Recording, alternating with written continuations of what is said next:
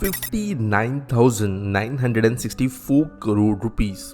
ये किसी स्टेट या यूनियन टेरिटरी का बजट नहीं है, बल्कि फाइनेंशियल ईयर 2024-25 के लिए देश की रिचेस्ट म्युनिसिपल कॉर्पोरेशन बीएमसी यानी बृहन मुंबई म्युनिसिपल कॉर्पोरेशन का बजट है। ये बस मुंबई सिटी का बजट कितना बड़ा है ये समझने के लिए हमें कंपैरिजंस की जरूरत पड़ेगी। देश की second biggest municipal corporation Delhi municipal corporation का बजट है 16,683 करोड़ रुपीस। तो आप समझ सकते हो डिफरेंस कितना मैसिव है। इनफैक्ट ये बीएमसी को ना सिर्फ देश का सबसे अमीर म्युनिसिपल कॉर्पोरेशन बनाता है, बल्कि एशिया के अंदर भी, जहां पर जापान और चाइना जैसे देश है, वहां पर भी ये कई बार लीडिंग पोजीशंस में रहा है। लेकिन एक सिंपल सवाल इसकी वजह से उठता है, इतने सारे बजट के बावजूद मुंबई के अंदर बेसिक लेवल पे दिक्कतें मौजूद क्यों है? और उसके बाद के सवाल ये कि कैसे ये बजट एक्चुअली आता है शहर के पास में और खर्च किस तरीके से किया जाता है, आज की इस वीडियो में समझेंगे। पहले ये समझना जरूरी है कि मुंबई की इकोनॉमिक स्टैंडिंग आज कहां पर है। देश का सबसे धनी राज्य महाराष्ट्र की राजधानी होने की वजह से यहाँ पर स्टेट गवर्नमेंट के साथ तो अटेंशन मिलता ही है, लेकिन ये समझना जरूरी है कि देश का 30% इनकम टैक्स इस एक शहर से जाता है। ये शहर जीडीपी का 6% कंट्रीब्यूट करता है पूरे देश के अंदर। 45% ऑफ एंटरटेनमेंट टैक्स,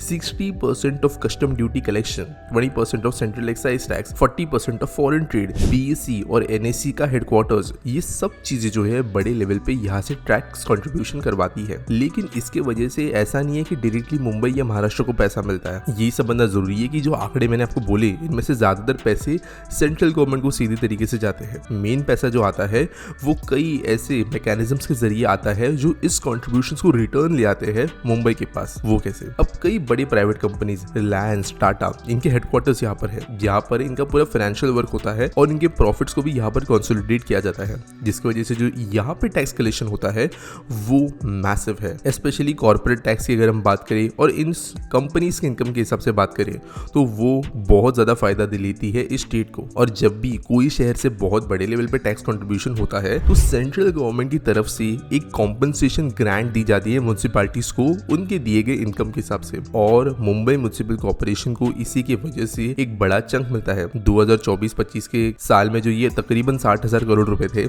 उसमें से 13,331 करोड़ रुपए इन ग्रांट्स के जरिए ही आए थे। इसके अलावा महाराष्ट्र स्टेट गवर्नमेंट तकरीबन 1,250 करोड़ रुपीस का ग्रांट देता है। लेकिन इसके बाद में जो अगला सबसे बड़ा रेवेन्यू सोर्स आता है वो है प्रॉपर्टी और उसके साथ साथ अलाइड हुए हैं टैक्सेस। अब इसका मतलब क्या? तो देखो, मुंबई की रियल एस्टेट महंगी है, ये सब आप लोग जानते हो। मुंबई में तकरीबन अगर आपको 1 BHK खरीदना है इवन सबर्ब्स के अंदर, तो 1 से 1.5 करोड़ रुपए की आपको जरूरत है। लाखों में बात नहीं होती। और सदर मुंबई के अंदर यही आंकड़े जो है 6, 7, 8 करोड़ तक भी जा सकते हैं एक सिंपल 1 BHK फ्लैट के लिए, जिनकी साइजेस बहुत बड़ी भी नहीं होती कंपेयर टू देश के दूसरे शहर। और इसीलिए जब ऐसे वैल्यू वाले फ्लैट्स के ऊपर stamp duty, registration fees, GST जैसी चीजें लगती है तो वो ऑब्वियसली ज्यादा होती है। गवर्नमेंट ने सिर्फ पिछले साल 5,800 crore rupees as property tax जमा किया है मुंबई शहर में से। जो डेवलपमेंट प्लान्स होते हैं उनसे 4,950 करोड़ रुपीस जमा किए हैं। वाटर एंड सीवरेज के जो चार्जेस होते हैं उससे 1,900 करोड़ रुपए जमा किए हैं। और कई दूसरी चीजें होती है, जैसे कि जो इन्वेस्टमेंट्स बीएमसी ने की है, जो इंटरेस्ट आता है उनके रखे हुए पैसों के ऊपर, वो तकरीबन 1,900 करोड़ रुपीस का है। कुल मिलाकर बीएमसी का जो टोटल रेवेन्यू है उसमें से अराउंड 36 to 37,000 करोड़ रुपीस वो अपने आप ये शहर के अंदर जो सर्विसेज, यूटिलिटीज, प्रॉपर्टी और दूसरे टैक्सेस है उनके जरिए जमा कर देती है। लेकिन ये एक साल की इनकम है,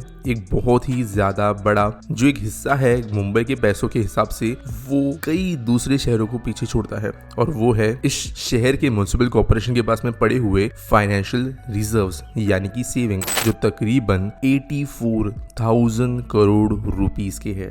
यानी इनके एक साल के बजट से ज्यादा इनके पास में सेविंग्स पड़ी है। ये एफडीज में है जिसका इन्हें इंटरेस्ट मिलता है। ये वैसे 88,000 करोड़ थी कुछ समय पहले तक, लेकिन यहाँ पर फिर बाद में इन चीजों को चेंज किया गया। अब ऐसा नहीं है कि हमेशा बीएमसी सरप्लस में रहती है। 11,600 करोड़ के लोन भी इनके पास में है और बड़े लेवल पर ये पैसे जो है अलग अलग चीजों में स्पेंड भी किए जाते हैं। और अभी वही समझते हैं कि ये पैसे एग्जैक्टली स्पेंड किस तरीके से होते हैं। बीएमसी के बजट 2 तरीके से स्पेंड होते हैं, एक है कैपेक्स या कैपिटल एक्सपेंडिचर और दूसरा है रेवेन्यू एक्सपेंडिचर। कैपिटल एक्सपेंडिचर मतलब वो खर्च जो बीएमसी करती है लॉन्ग टर्म बेनिफिट के लिए, जैसे इंफ्रास्ट्रक्चर प्रोजेक्ट्स, यूटिलिटीज, ये सब चीजें। दूसरा जो रेवेन्यू एक्सपेंडिचर है, ये है बीएमसी अपने एम्प्लॉइज को सैलरी सैलरी जो पे करती है, पेंशन, अलग अलग चीजों का मेंटेनेंस, कुछ चीजें जो लॉस में चलती है उनके लिए आने वाले खर्चे, ये सब चीजें रेवेन्यू एक्सपेंडिचर के अंदर आते हैं। बीएमसी का फोकस तो होता है कि वो कैपिटल एक्सपेंडिचर पे ही ज्यादा खर्चा करे, लेकिन कई सारा पैसा जो है वो रेवेन्यू एक्सपेंडिचर यानी सैलरी, पेंशन वगैरह में ही खर्चा होता है। इसके अलावा कुछ ऐसे प्रोजेक्ट्स भी बीएमसी को हैंडल करने पड़ते हैं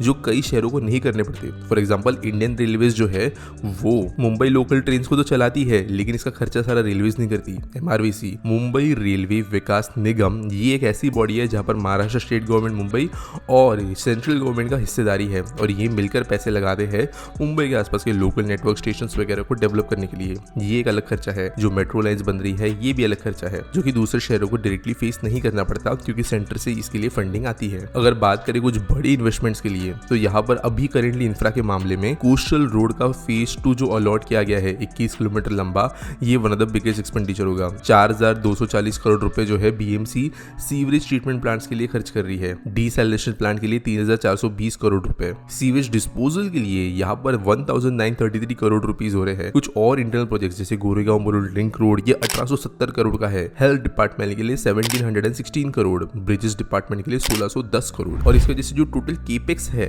बीएमसी का वो है 31,774 करोड़ रुपीस, और जो बचा हुआ पैसा है 28,121 करोड़ रुपीस ये बीएमसी एज रेवेन्यू एक्सपेंडिचर खर्च करेगी, जिसमें से मेजर हिस्सा एम्प्लॉयज की सैलरीज का है। लेकिन इसके अलावा रेवेन्यू ग्रांट्स, मेंटेनेंस और प्रॉपर्टी टैक्सेस पे कई बार जो रिफंड्स भी देना पड़ता है वो भी इसमें इंक्लूडेड है। तो देखो बीएमसी के हद के अंदर जो चीजें आती है वो मेजरली प्रॉपर ब्यूरोक्रेटिक मिसमैनेजमेंट का उदाहरण है। पीडब्ल्यूडी डिपार्टमेंट्स के अंदर जो करप्शन होता है, जो कई बार मिसमैनेजमेंट होता है, बेसिकली बाबूडम जिसे कहते हैं, वो चीजें कई बार बुरी बनाती है मुंबई के बेसिक लेवल इंफ्रा को। एक जगह पर आपको अतल सेतु और कोस्टल रोड जैसे मैसिव वर्ल्ड क्लास प्रोजेक्ट्स देखने मिलते हैं, लेकिन जैसे ही हम कोई स्पेशल पर्पस व्हीकल के अलावा जो दूसरे छोटे प्रोजेक्ट्स के ऊपर आ जाते हैं, वैसे ही हमें लोकल लेवल बाबू इंटरफियरेंस, पॉलिटिकल इंटरफियरेंस, ये चीजों को खराब होते हुए नजर आती है। At the same time massive mismanagement देखने मिलता है फंड्स का, जहां पर ओवर प्राइस चीजें भी हमें बीएमसी के द्वारा खर्च होते हुए नजर आती है। एट द सेम टाइम कई बार शॉर्ट टर्म विजन रखा जाता है चीजों के ऊपर,